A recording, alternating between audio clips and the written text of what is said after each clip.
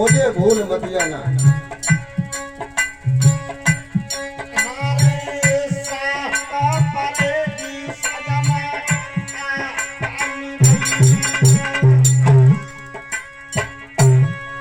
तुमसे ही मुझे आस है।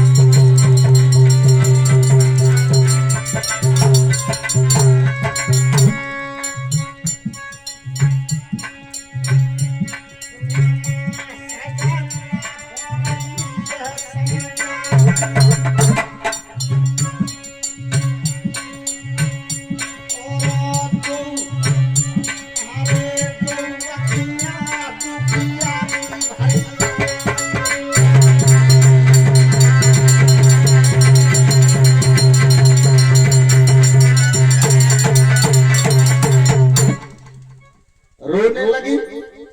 बाबा साहब कहने लगे पागल हो गई हो, क्यों रो रही हो? कि नहीं रो नहीं रही हूं, ये खुशी के आंसू निकल रहे हैं कि मेरा पिया आज अमेरिका बढ़ने के लिए जा रहा है। तो बाबा साहब कहने लगे ठीक है, अच्छी बात है, मैं जा रहा हूं रमा भाई, लेकिन ये बताओ तुम कैसे रहोगी यहाँ पर, तुम घर को कैसे चलाओगी? एक बच्चा भी है तुम्हारे पास में, और ये बात तो सही है साहब, लेकिन आप पढ़ने जाओ, मैं सब कर लूंगी। बाबा साहब कहने लगे सब कर लूंगी, कैसे कर लूंगी, कैसे करोगी सब? तो कहने लगी करने के लिए क्या है?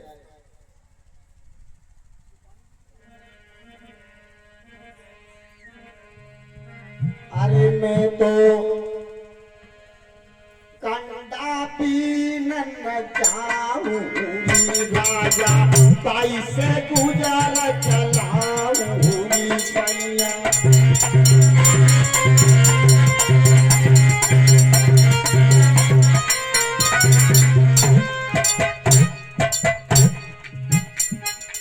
लोग कहते हैं कि बाबा साहब पे इतनी गरीबी नहीं थी कि रमा भाई को कंडे बेचने पड़े हो। अभी तुम लोगों को अच्छे अच्छे कपड़े पहनने के लिए मिल गए हैं,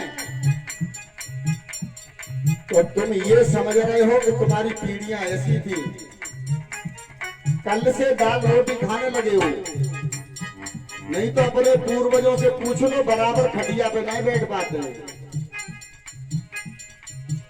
बहुत लोगों ने कहा हमसे कि माँ साहब इतनी गरीबी नहीं थी, और आप गलत सुनाते हो।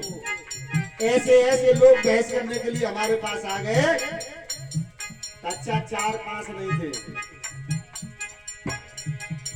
अब मैं पूछता हूं लोगों से कि मुझे सोर्स ऑफ इनकम बता दो एक।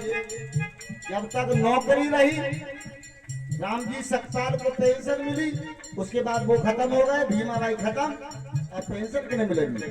बच्चों को। ऐसा तो नहीं था कि बहुत बड़े जमींदार थे या बहुत बड़े संसाधन घर में थे, लेकिन याद रखना लोगों, जिसकी इच्छाएं दृढ़ होती हैं, जिसके अंदर विल पावर होती है, उसके जीवन में यानी उसको मंजिल पाने में कभी कोई बाधा नहीं आ सकती है। देख लीजिए आप रमाबाई को, और कह रही है अपने पिया से,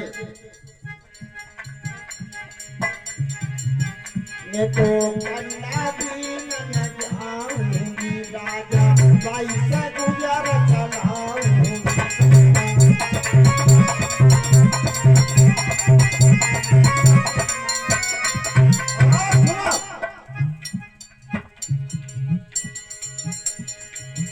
कोई कबों खबर नहीं भेजवाऊंगी,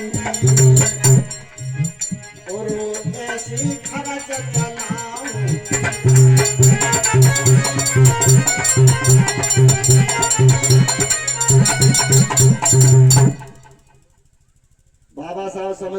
कुछ कर लेगी ये दुनिया में।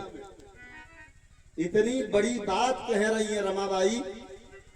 तो बाबा साहब बोले रामू ऐसी बात नहीं है कि तुम अगर इतनी दृढ़ हो और तुम हमसे कह रही हो कि विदेश में जा करके हमें भूल मत जाना। सुनो,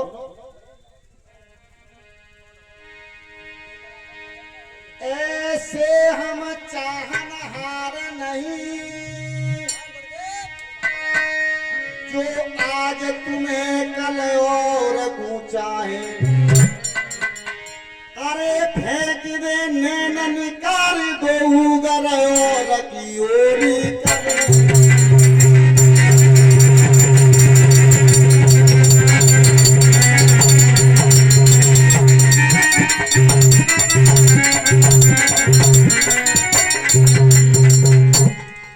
ऐसे हम चाहने वाले नहीं हैं रमाबाई।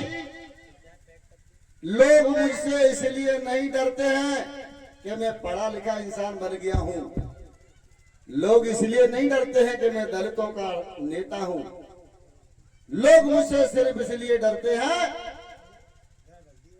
कि मैं चरित्रवान हूं।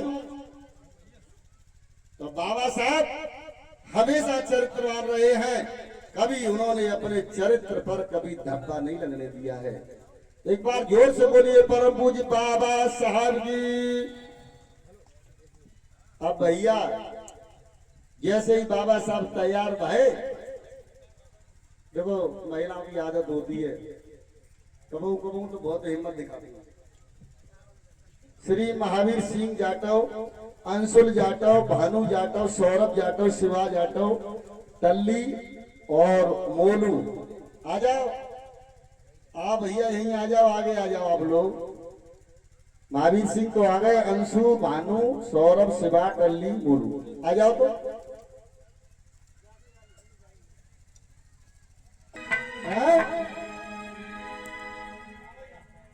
कैसे रहूंगी सजना के बिन अकेली, कैसे रहूंगी राजा के बिन।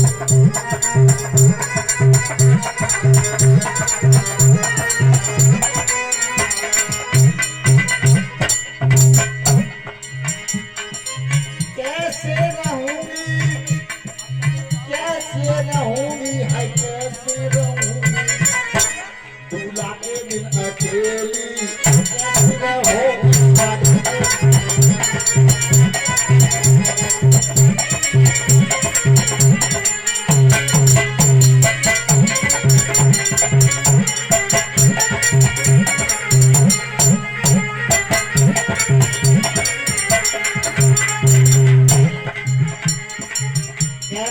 आप तुम चले जाओ,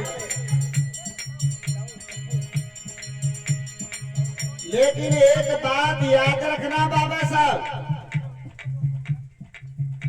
अब क्या रह गई सो बता। कहने लगे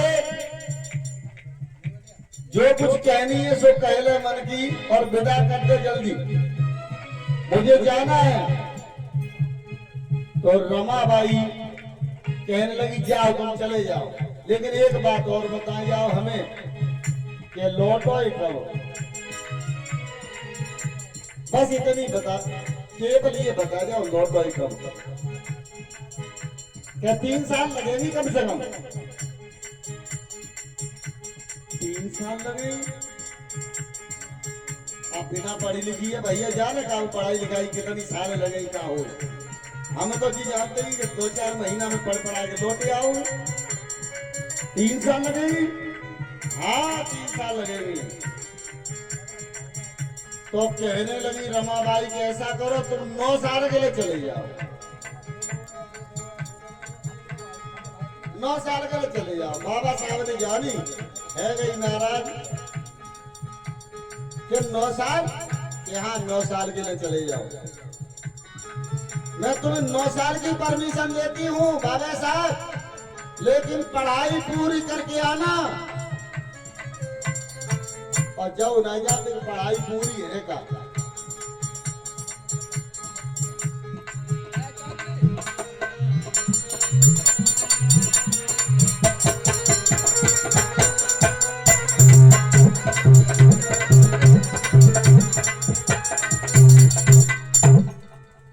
भैया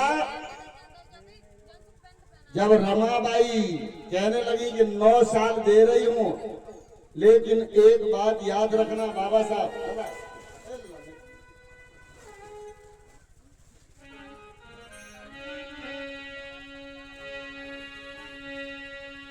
3 साल तो पढ़ाई करोगे तुम कह रहे हो, लेकिन मैं 9 साल की परमिशन दे रही हूं, तो पढ़ाई अधूरी मत छोड़ देना।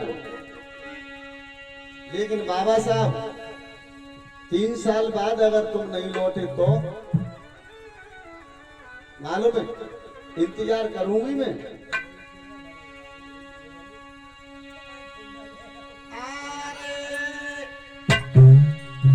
जो चौथी लगी जाई बरसा